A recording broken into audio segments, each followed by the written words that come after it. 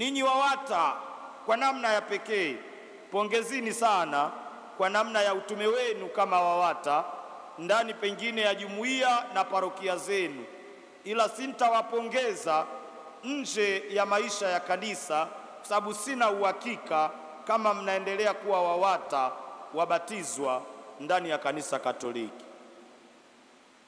Hapo mtaniwia radhi, kila mmoja kama kweli ajipongeze mwenyewe. Tumsifu Yesu Kristo. Wewe ujasiri wa kujipongeza unautoa wapi mama? Inawezekana tunakujua kama WAWATA mzuri, ofisini kwako wanakujua kama wewe ni mwanamke Mkatoliki,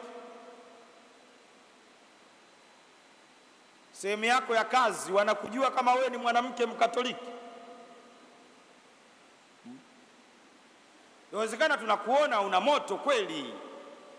Jumuiya yako WAWATA imesimama, kanisani WAWATA moto, safari zikipangwa, michango na shughuli zote. Yani tukitaja WAWATA tunawasema WAWATA wa parokia zetu, mkitaka kufanya vizuri nendeni mkajifunze parokia fulani. Haya, tukimaliza ndani ya kanisa, nje ya kanisa,